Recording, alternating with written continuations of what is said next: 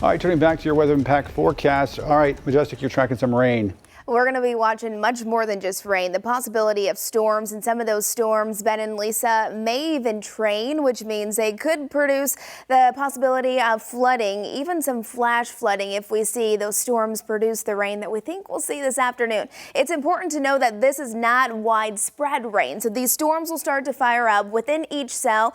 The biggest concern will continue to be widespread wind damage, and then we're watching for downpours and flooding, especially in flood-prone areas. Best time frame for this active weather to move in will be between noon and 9 p.m. tonight. Now, it started out very gray and gloomy. We still have a ton of cloud coverage outside. Temperatures will only climb into the low 80s, but because of that added humidity, it's likely going to feel like we're into the mid to upper 80s. Notice we do have isolated chances for a pop-up shower or storm up until about 1 o'clock this afternoon, but I'd say really between 3 and 9 p.m. you can see those chances are a bit higher, and I don't love the timing of that because it's also the time frame when a lot of people will be out driving out on those area roadways, and some of those storms, as you can see, the Storm Prediction Center has us under that low end risk for severe storms. Some of them could become stronger, and if they do, it'll be one of those scenarios where those storms just all of a sudden they bring so much rain, making it very difficult to travel. You could even see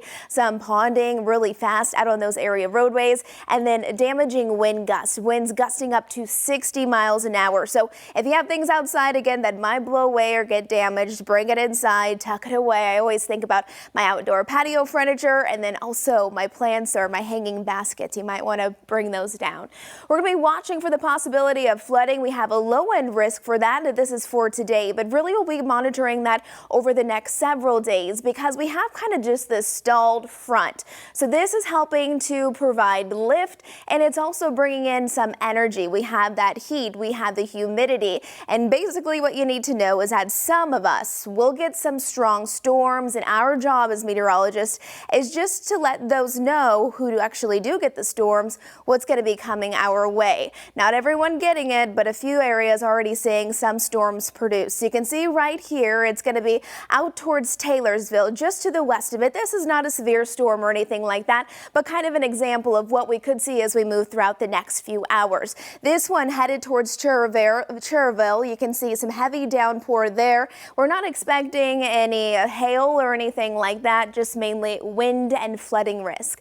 Temperatures into the upper 70s, but boy, we have a ton of moisture out there. So a lot of humidity, making it already feel like we're into the lower end of the 80s. Out there in Lylesville, this is live right now. You can see how ominous those clouds look. And now as we take you through our futurecast, here's 2 o'clock as we're heading into the later half of our afternoon. This is all very scattered in nature, so by no means is this widespread, but some of those storms, even through the 4, 5, 6 o'clock hour, could produce those heavy downpours. Here's 8 o'clock. I think by about 9, 10 o'clock, we'll be good to go, and I'll tell you what, some of you won't even see a raindrop, but those of you who actually do get those storms, they could pack quite a punch. An interesting part of our forecast is that temperatures are still warm today, but they're much cooler than where we should be for this time of the year. Again, we should be into the low 90s. Today we're forecasting a high of only 82 degrees. Notice over the next few days we still have those rain chances, and temperatures hold steady into the 80s.